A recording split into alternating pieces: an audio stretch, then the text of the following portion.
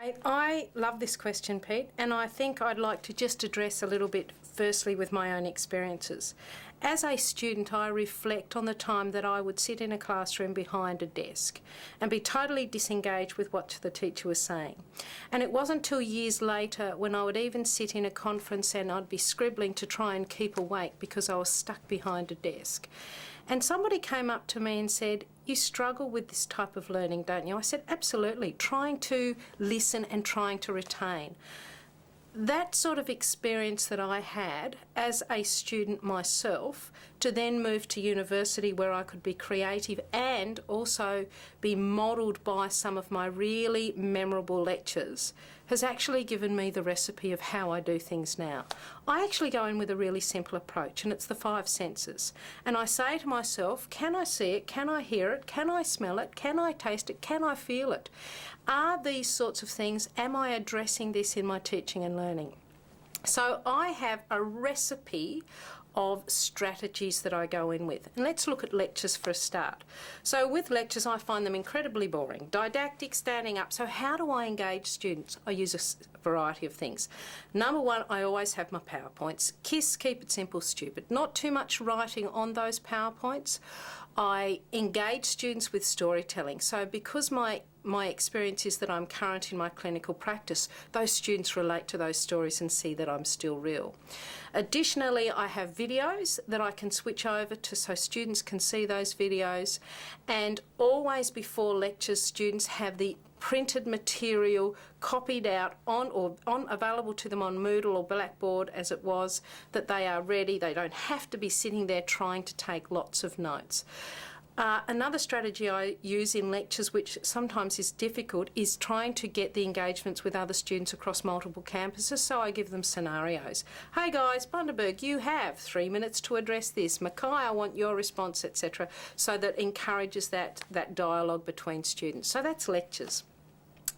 With my lab areas, well, I'm so fortunate because, again, it is a stage where I can engage. We in nursing have a program that we can be as creative as we like. So again, I go in with all of those 5 senses.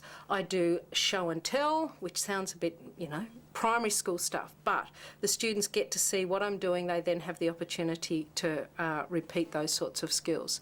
We also do a lot of visual, we do a lot of auditory, so I have videos, I also have discussion times, but most importantly, our labs cater for simulation. Now, when we talk about simulation, we can go from the most simple prop to the most engaging prop. So students are part of that whole role play process, and we set the rules up right from the very start about role play, because some students get totally disengaged with role play, but by the end of my labs, I've got students that are so willing and so participating in the activity. So let me show you a couple of those props. When we talk about simulation, it can be the simple prop of a stoma bag. So what's this? Well, I had to teach students about colostomies, and they think, oh, they've never even heard of colostomies. So they come into the laboratory, I say, you are either an ascender, a transverse, or a descender, and they say, what are you talking about? Fill your bags with the appropriate fecal material. So we have 3 jugs of different fecal material. The students then have to put those on, and the challenge is in keeping them on for 48 hours. I then meet those students back again a week later and I say, tell me about your experiences. Well, it's about my skin, it's about the embarrassment, it's about the clothing, it's about my sexual relationships with my partner. It's about everything that these people who have a real stoma experience. So that learning is amazing. So we spend much time debriefing over that. Then the students have to go back and look up those things, and they actually look up the physiology of what they're experiencing whilst they're actually playing that role. So that's a really simple prop. Another simple prop is making them don, dare I say it, incontinence pads.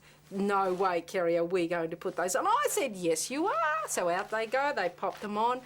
and they only have to keep these on in the labs. But again, the experience that they're all giggling with one another, they're all like, what do they get out of it at the end? Didn't know it felt like that, the embarrassment, etc., etc. So simple props, but by far my most engaging prop that I have had a huge amount of success with is my latex simulation, Pete. And how does this work? Well, these are characters that I have created, and the important thing about these characters is that I am the teacher hidden behind these characters. So I know what the students need to learn. I know how to engage these students. So one of them in particular is Cyril Smith. So I'd like to put Cyril Smith on and show you. So he's a latex mask. Hang there, Cyril. On he goes.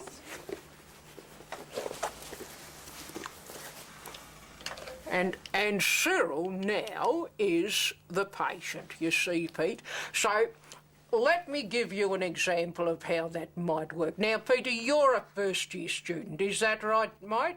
You haven't done nursing before, have you? No. Now, listen, I'm a butcher by trade, so I understand anatomy and physiology of the pigs. I've always taken an interest in that. And the other thing is me granddaughter's doing nursing, so I read her books, right, you know? Another thing is, Pete, I've been in and out of hospital for a very long time, so I know what's expected from students. So, say for example, I'll show you how I help the students. Now, you're first year and you've never taken a pulse before, have you? Hey? All right, so you got to wash your hands first because you get germs, you know, so wash your hands. Now, listen, you take your pulse, put your hand right there. Yes, can you feel it? Yes, do you know what the normal pulse rate is? Well, you better get your book out and look that up, and you silly duffer. You should have done that before you started. Now I say to you, Pete, what are you feeling for? And the students often say to me, dunno, Cyril. I said, you listen, darling, you're feeling the rate, the rhythm, and the regularity, yes. Now go and write it down and don't forget to use a black pen and put it on the observation chart, and if it's not right, what do you got to do? And they sometimes and ah, and I tell them you got to tell someone because it's not normal, like, is it? Yes. Say, can you see how I work, Pete? Yes. I'll just take that off now. Yes. Off we go. So that's Cyril. And we also have a variety of other characters. Now these characters come in, come out, students never know when they're going to be there. The affinity that the students develop for these patients is quite amazing. Now you've got to also remember that I predominantly teach in a first year, first term course where these students have no exposure to patients whatsoever. So I've got that challenge of preparing them for reality when they get out there. And so these patients become very much part of the student lives. The complexity of them changes according to the level of the complexity of what the student is learning. They're not always here, they're in and out, and it's quite amazing that if I've done this in a lab and haven't repeated in another lab, well, you should see the dialogue on Moodle. So we try and be consistent. Additionally, I have my colleague Colette LePage who comes and she will often film. I'll say, Colette, we're filming, can we do the next lab? That then becomes available on my Moodle sites for students that are in other areas and distance as well, so nobody misses out. Can I just share one funny story? I have built DVDs around these clinical skills featuring these characters. And recently I had an email from a parent who was telling me about her daughter who was doing flex, and she said, I was going past her room and I could hear this amazing laughter coming, thinking she's supposed to be studying. She said, I went in and there she is watching Cyril in action. She said, I sat there for the whole period of time of that video. She said, got to the end, she said, what an amazing way of learning. I've just learned about stomas, etc., etc. So it's to me about how do we engage students addressing all those different learning styles.